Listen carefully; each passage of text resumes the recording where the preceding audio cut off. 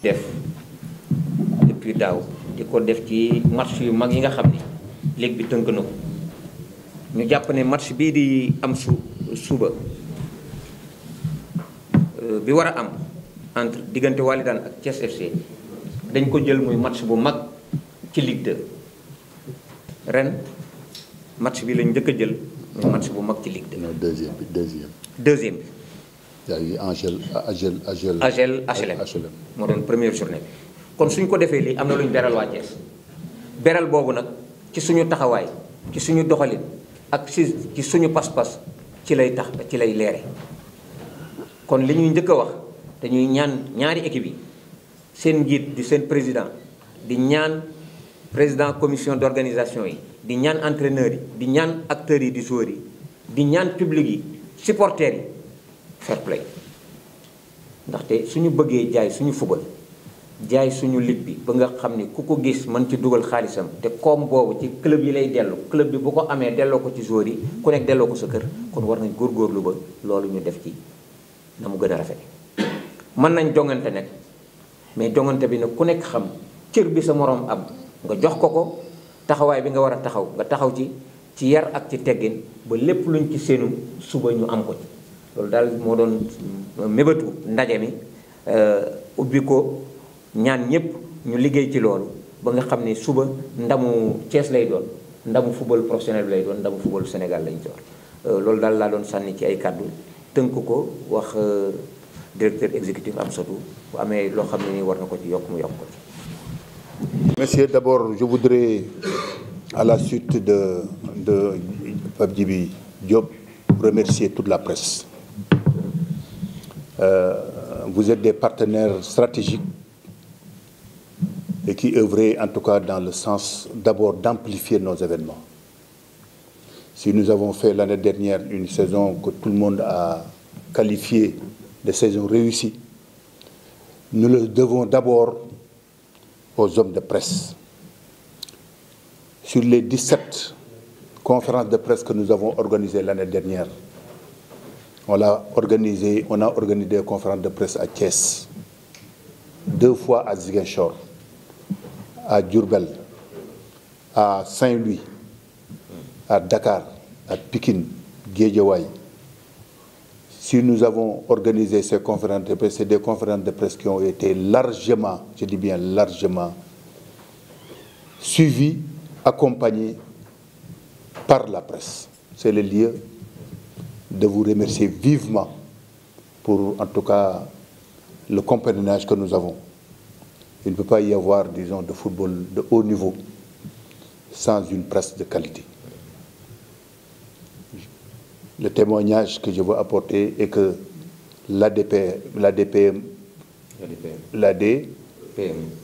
l'ADPS a organisé la semaine dernière une conférence extrêmement importante pour s'approprier, disons, la terminologie sportive et du football en particulier. C'est pour dire simplement que la presse, en tout cas au niveau de Thiès, parce que c'était la première fois, moi, depuis 40 ans que je suis dans le football, que véritablement il y a eu, en tout cas, cette conférence de cette nature. C'est pour dire simplement que l'association dirigée par Matar, en tout cas, œuvre dans le sens, justement, disons, de la sportivité, mais de la qualité, disons, de leur métier. Alors, cette conférence de presse également, c'est l'occasion de remercier également les 2 clubs, Walidane et Thiès Football Club, pour avoir répondu en tout cas à cette convocation. Parce qu'il y va simplement de la visibilité, de la valorisation de nos compétitions. Nous sommes obligés, comme le font les grandes nations, de faire des conférences de presse avant match. Nous l'avons commencé l'année dernière en faisant une innovation et je pense que ça a porté ses fruits. Cette conférence de presse qui est dirigée et toujours par Nicolas, avec ses compères, avec ses pairs, disons, de journalistes, nous a largement facilité le travail. C'est une conférence de presse simplement qui qui œuvrent dans le sens disons, d'apporter de l'attractivité, en tout cas de nos compétitions, de la popularisation également de nos compétitions, mais surtout d'amplification. Et c'est le lieu également de donner de la matière à la presse locale pour que l'élite du football sénégalais se déplace. Ouais. C'est pourquoi on s'est déplacé partout l'année dernière. Ouais. Ziguinchor est le plus loin, mais on s'est déplacé 2 fois pour aller à Ziguinchor couvrir justement cet événement. À la finale, quand on leur remettait le trophée, mais également dans un match phare, c'était le match Casa Djaraf, où nous étions également sur place. L'autre aspect, Djibi en a parlé, c'est surtout, si nous sommes... Ça, c'est une particularité, le fait de faire 2 matchs phares. Il y a eu un match phare de L2, mais également il y a un match phare demain. Demain, c'est Gorée, c'est Djaraf Gorée. Mais nous nous sommes dit que la Ligue a le devoir, quand il y a des derbies, d'être sur place, de pacifier, disons, l'environnement.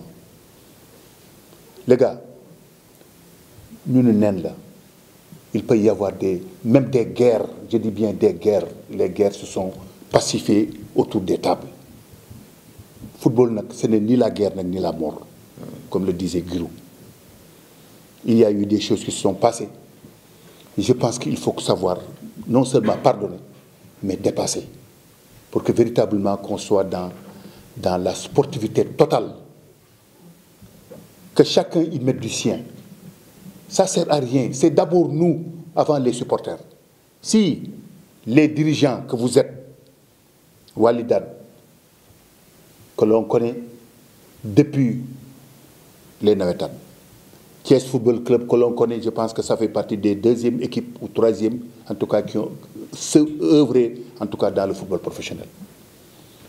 Ces 2 équipes, vous avez le devoir, disons, de donner un modèle, en tout cas, à la jeunesse. De donner également un modèle à vos joueurs. Il y a eu des choses qui sont passées, j'étais là l'année dernière. Mais c'est des choses qu'il faut dépasser. Et c'est l'occasion de le dépasser. Parce que sinon, il y a un genre d'animosité entre vous. Il y a un genre c'est un match qu'il faut dépasser. Parce qu'on devait amener la télévision. Mais on s'est dit qu'on va faire un match test. Pour véritablement, il y a un superviseur qui sera là aussi.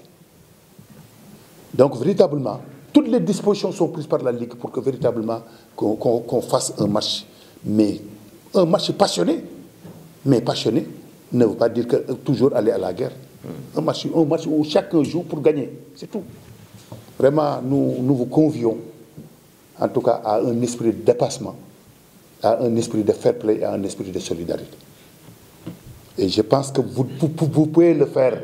Vous pouvez donner l'exemple et surtout montrer à vos supporters que ce qui s'est passé, c'est terminé. D'abord dans le schéma organisationnel. Dans le schéma organisationnel, généralement, l'équipe qui reçoit, quand on est dans les vestiaires, il est à sa gauche, l'équipe qui reçoit. Quand on est dans les tribunes officielles, l'équipe est à gauche. Le banc de l'équipe est à gauche. Normalement, tous ces supporters devraient être de l'autre côté. Quand l'autre visiteur, l'équipe visiteuse, quand on est en face du terrain, il est à la droite. Dans les tribunes également, de l'autre côté, ça doit être la même chose. L'équipe qui reçoit, il est à gauche. Quand vous êtes sur le terrain, regardez les tribunes par exemple découvertes, l'équipe est à gauche, les supporters sont à gauche, l'autre équipe, Thiès Football Club, est à droite.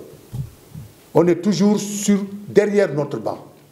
Ça, on le fait pour mettre toujours que les supporters sont derrière leur banc. Bon, pour la tribune de la loge, ça va être difficile parce que les tribunes, la configuration du terrain porte, mais de l'autre côté, il faut que ça soit respecté. Les supporters de Walidan doivent être, quand on est sur le terrain en face, ils doivent être à gauche et les supporters de Thiès Football Club doivent être à droite. Dans les vestiaires également, on a le droit d'avoir que 3 qui gèrent les vestiaires. La main courante ne doit pas avoir d'homme. La presse, vous faites votre boulot, vous prenez, et après, c'est terminé. Main courante, il ne doit pas y avoir de personnes, les gars. Dans tous les stades, la main courante, c'est réservé aux commissaires et les officiels. Vous ne fait, mais je pense que dans un match sérieux, un match correct. Je pense que bon, pour ne pas trop tirer, c'était en tout cas les mots de bienvenue, plutôt les mots, disons, de sensibilisation. En tout cas, parce que c'est un match assez important pour la Ligue. Assez important pour la Ligue, les gars. Ouais. Voilà, donc, Nicolas. Entraîneur du Walidan, entraîneur adjoint Walidan, l'entraîneur principal qui n'est pas là et il est tenu par autre chose. Voilà, très bien. Et dama ne vice-président yook monsieur Fall woote bi nga xamante ni moom ngeen woote suba incha allah dinañ ci dem ba jeex taak jàppale leen ci liggéey bi. ñi fi teew ñu leen di nuyu bu baax journaliste di leen jaajëfal bu baax. incha allah suba ak jàmm bu ñu ko fekkee ak jàmm li nga xamante ni moom ngeen woote di ngeen ko fekk dans le terrain. dañ koy commencer ci dirigeants yi évidemment ils vont le faire parce que c'est n'importe loo xamante ne si nañ ko déjà dans leur tête et di leen rappeler que Walidan bu muy créer dafa créer pour football dafa créer pour atteindre des objectifs mais pas pour benn équipe kese di ko préparer ça fait partie nag du passage ci passage bi di nga ko football par force c'est su paree pare nañ fa loolu la ñu xam ci football te ñoom aussi loolu la ñu xam ci football mais nag du ñàkk ay yenn yi boo amee maintenant dañ koy accepter mais bu ñu ko dépassé nañ ko suba incha allah bu ñu ko fekkee les acteurs ñi nga xam ne ils seront dans le terrain nañ démonter lu rafet football bu rafet ba ku nekk tribune bi maintenant di nga am loo yóbbaale lu rafet tu as vu depuis ñaari at maa ngi woon fii Thiès FC jàppale leen it ci liggéey bi nga xamante ni nekkoon nañ fa national bu yàgg ba ñu yegg L2 maa ngi nii jamono yi ñuy wax nii maa ngi Walidan kon donc la ma fa amoon ak li ma am fii nii presque benn la kon donc ñun ñooy gagné moom mii muy monsieur Dia évidemment coach Mamadou maa ngi woon Walidan mi ngi nii Thiès FC kon donc c'est Thiès qui va gagner c'est Thiès qui va gagner pour demain. Okay, Inch'Allah, on fera tout. L'entraîneur principal, on va lui rendre compte. Man étant entraîneur aussi, on travaille là-dessus. Moi, il va travailler là-dessus. Que le terrain bien fait. Dans les tribunes sera très, très joli. Vous ne serez pas dessus, Inch'Allah. Oui. Deuxième question. Je m'appelle Pierre Claver, journaliste correspondant de Zik FM Saint-Yves. J'ai une question pour le coach de Walidan. Vous jouez un derby demain face à Thiès FC. Sur le plan mental, une victoire, ça vous servira à quoi pour la suite du championnat? Et quel est l'objectif principal de Walidan pour cette saison? Merci beaucoup, Pierre Claver.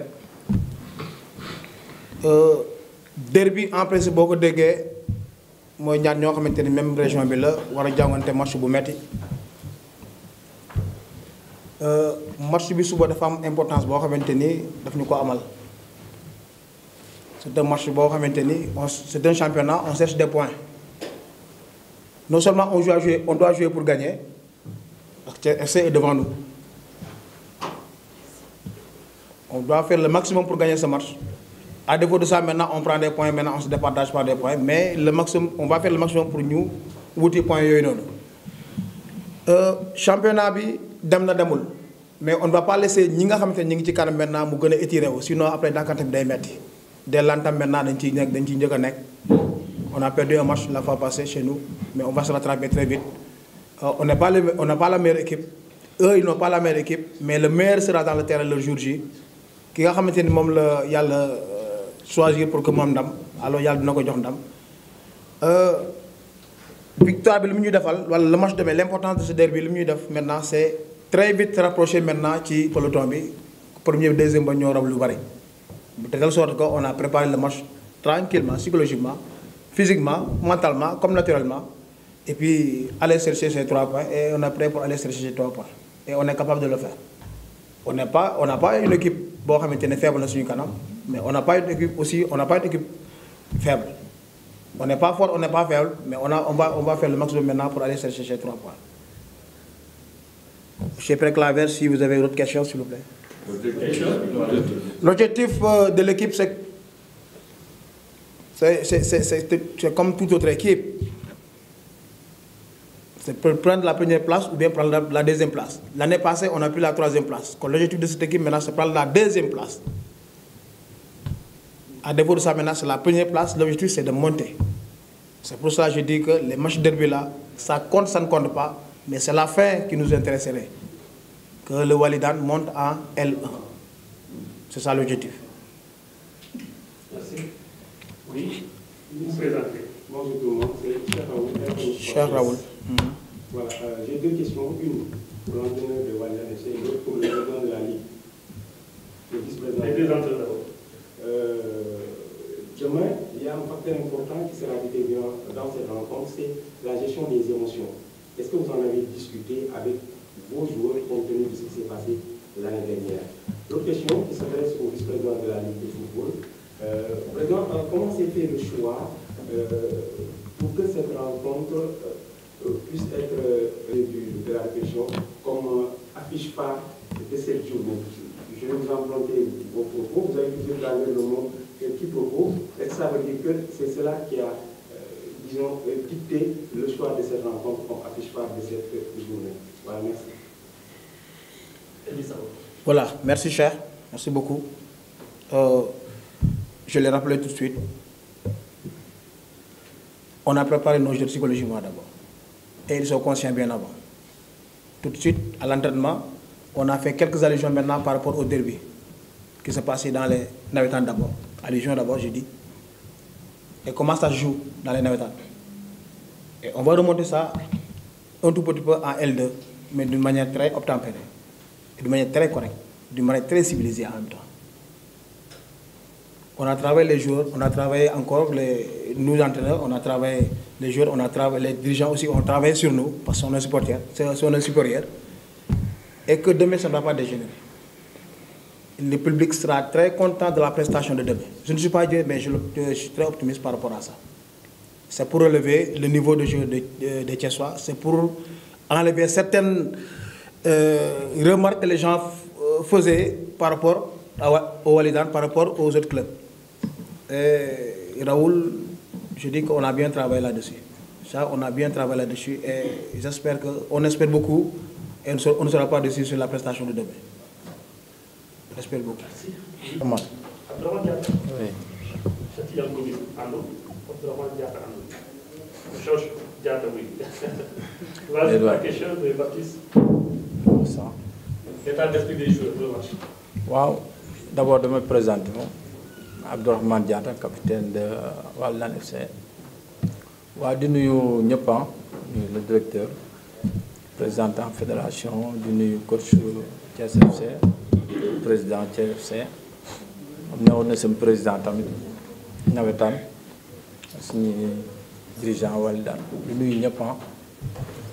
Waaw comme li kii wax rek Papis, parce que match là on joue un championnat joué wuñu benn match tamit parce que championnat dafa bokk suñu yoon rek xëy na derby la c'est derby Thiessois la mënuñu ko bañ quoi mais match la dañ koy joué comme yeneen match yi préparé wu nañ ci nag comme ni ñuy préparé yeneen match yi parce que tamit tey dama naan ku bëgg a yéeg tey da ngay soxla ay points kon ñun match la boo xam soxla nañu ay points comme yeneen match yi parce que championnat la parce que loo bàyyi rek après day méttiwaat pour nga dabuwaat kon tey préparé nañu lépp pour fexe nañu gagné match bi waaw tey ñaan yàlla tam mu may ñu si ndam incha allah.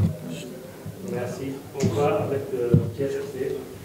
am na benn bët bu la sa ay rakk di xool est-ce que commencé nga jëlee devant par rapport ak objectif ligue bi muy que ni la stabilité ci rencontre boobu mu añi am benn kii est-ce que tàmbali nga di ko ci côté Thiès FC nga xamante ne dirigeant yi am na foo jaar ak ñoom de même que l'équipe de Walidane maanaam vous êtes très bien placé pour jouer ci benn Tout à fait. Très bonne question.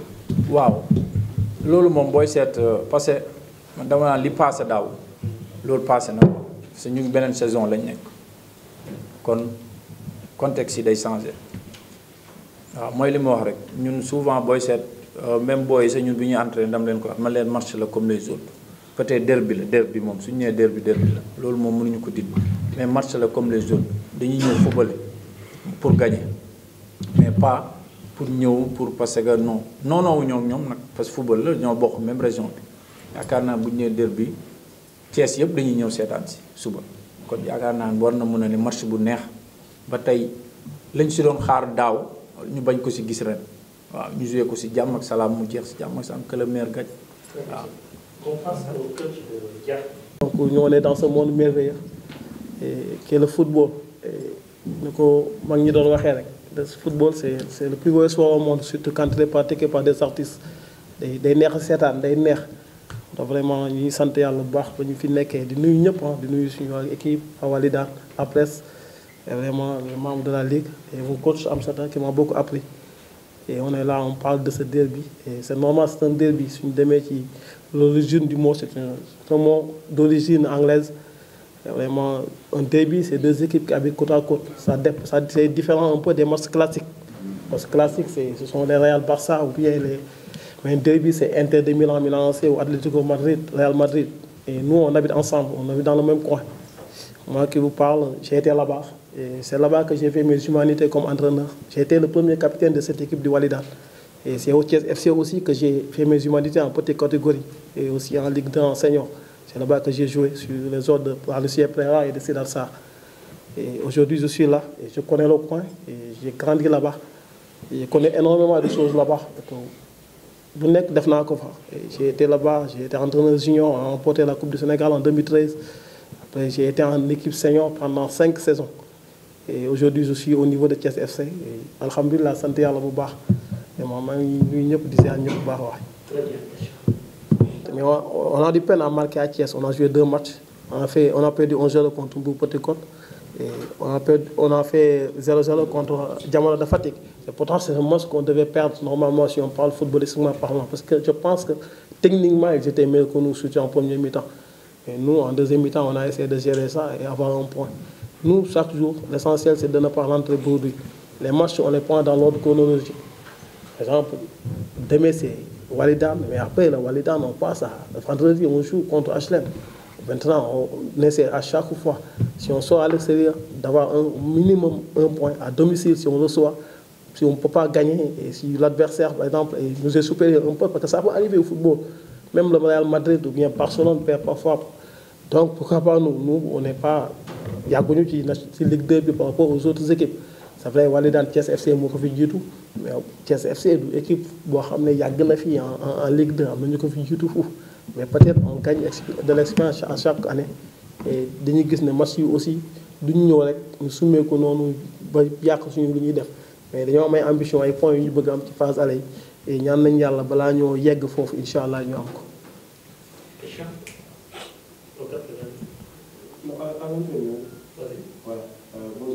Bonjour, cher. Voilà, coach, vous avez rappelé tout à l'heure, vous avez des difficultés à Thiès et vous êtes mieux à l'extérieur, même si demain, techniquement, vous serez à l'extérieur. Est-ce que vous avez vu les techniciens, est-ce que vous avez étudié votre adversaire de demain, Walidane, cette année? Et Patrice l'avait dit également, les contextes ne sont pas les mêmes. Quel sera votre discours de demain en tant qu'entraîneur pour essayer de galvaniser face à mon discours de demain, ça mon discours d'hier. Et j'ai toujours essayé vraiment de parler, de sensibiliser les joueurs et surtout de rester positif. Et ce match-là, c'est vrai, c'est un derby. Mais mentalement, il faut être fort. Moi, je veux des compétiteurs. Pendant les 90 minutes, on va se battre. On va essayer de se battre vraiment pour essayer de triompher. Mais après le match, c'est un match de football. Chacun, tu n'es que des deux côtés. Mais ça, il n'y aura pas d'esprit d'animosité. Il y a du respect. Dans le football, on retrouve toutes les valeurs universelles. Mais nous, notre ambition première, c'est de jouer au football. On va jouer au football et essayer de gagner ce match, Inch'Allah. Oui, un peu. Je n'ai pas eu encore la chance de les regarder en match officiel. Mais peut-être je connais quelques joueurs. Il y en a ceux qui étaient avec nous l'année dernière, ils sont là-bas. Il y en a des joueurs qui sont passés par la Walidane. Aujourd'hui, ils sont au niveau du Thiès FC. Et j'ai eu la chance de les connaître. Maintenant, peut-être on va essayer vraiment de dérouler en notre faveur. Et c'est pour vraiment essayer de les prendre en contre-pied. Et si nous menons en victoire, l'essentiel c'est de ne pas rentrer bordé. Dernière question. Je m'appelle Elas Malik Wad, capitaine Thiès FC. Elhadji Malick Wade. Elhadji Malick Wade. capitaine Thiès FC waaw noonu la léegi laa moo tax xaw ma bëgg Thiès. waaw Wade.